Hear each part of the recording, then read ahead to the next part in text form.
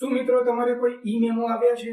કદાચ તમે ટ્રાફિકનું ઉલ્લંઘન કર્યું હશે નિયમોનું, અને કદાચ તમારે સાચી રીતે ક્યાંક ખોટી રીતે કેવી રીતે ક્યાંક કોઈ ઈ મેમો જનરેટ થયા હોય, અથવા તો એવી રીતે ઈ મેમો આવ્યા હોય, ક્યાંક ઈ મેમોસ ભેગા પણ થયા હોય, તો એની અંદર હવે તમારી પાસે એક એવી તક છે અને એક એવું સોલ્યુશન છે કે કદાચ બની શકે કે એની અંદર જે કદાચ કિંમત હોય, ઘણીવાર બને છે કે ધાર્યા કરતા વધારે પડતી કિંમત બની ગઈ હોય, તો એ 50% કે એના વધારે કરતા પણ ઓછી થઈ શકે છે.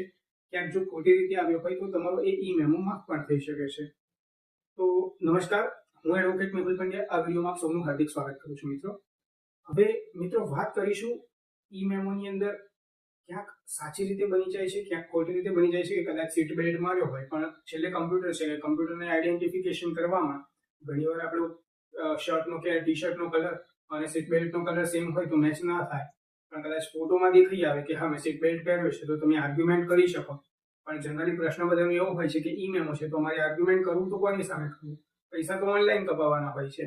તો મિત્રો આનું આ એક સમાધાનનું એક સોલ્યુશન છે કે તમારું સોલ્યુશન સાંભળવામાં પણ આવશે અને તમારો મેમો પણ માફ થશે. લોક અદાલત વર્ષમાં મિત્રો 4 વાર લોક અદાલત થાય છે અને આ લોક અદાલતની અંદર તમે તમારો ઈ મેમોનો જે કેસ જે છે એ તમે લઈ જઈ શકો છો. ધારો કે તમારે ઈ મેમો આવ્યા છે, તમારા ભેગા થયા છે અને કદાચ સદનસીબે આ મહિનાની 13મી તારીખે લોક અદાલત આવવા જઈ રહી છે મિત્રો. તો લોક અદાલતની અંદર એવું છે કે તમારે ઈ મેમો જે છે તો સરકારની જે ગવર્મેન્ટની જે વેબસાઇટ જે છે એની અંદર તમે ઈ મેમો જે ચેક કરો તો તમારે જોવાનું છે કે તમારે ઉપર કેટલા વાહનનો નંબર નાખશો ને એટલે કેટલા ઈ મેમો જે છે તો એ તમને માલુમ પડી જશે. અને જે કદાચ એક હોય તો એક, બે હોય તો બે, જે બી હોય ઈ મેમોની તમારે પ્રિન્ટ આઉટ તમારે ડાઉનલોડ કરી લેવાની છે.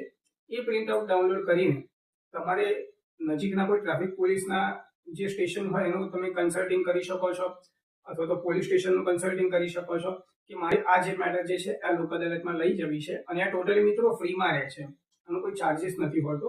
તો બની શકે છે કે જે તમારો મેમાની જે રકમ હોય એ પણ કદાચ 50% કે એનાથી ઓછી થઈ શકે છે, અથવા તો જો ખોટી રીતનું હશે તો માફ પણ થઈ જશે અને થઈ જાય છે પણ ખરી, એટલે એમાં કોઈ સંકોચ નથી. તો મિત્રો આવી રીતનું આ હોય છે. બીજું કે તમે ગવર્મેન્ટની જે નાલસાની જે વેબસાઇટ છે એના ઉપર પણ તમે રજીસ્ટ્રેશન કરી શકો છો. કેમ કે લોક અદાલત યોજાય ને એમાં એવું કહેવાય છે કે તમારે મિનિમમ 2 દિવસ પહેલા તમારે એનું રજીસ્ટ્રેશન કરાવી દેવું પડે તમારા જે તે કેસનું, કે મારે આ કેસને લોક અદાલતમાં લઈ જવું છે. તો આ ઈ મેમો કે એના લગતો જે કેસ જે છે મિત્રો, તો આનું સોલ્યુશન આ રીતે આવી જાય છે અને તમને ઘણીવાર તમારો દંડ પણ માફ થઈ જતો હોય છે, અથવા તો 50% પણ સુધી થઈ જતો હોય છે, એટલે ઘણું બેનિફિટ રહે છે.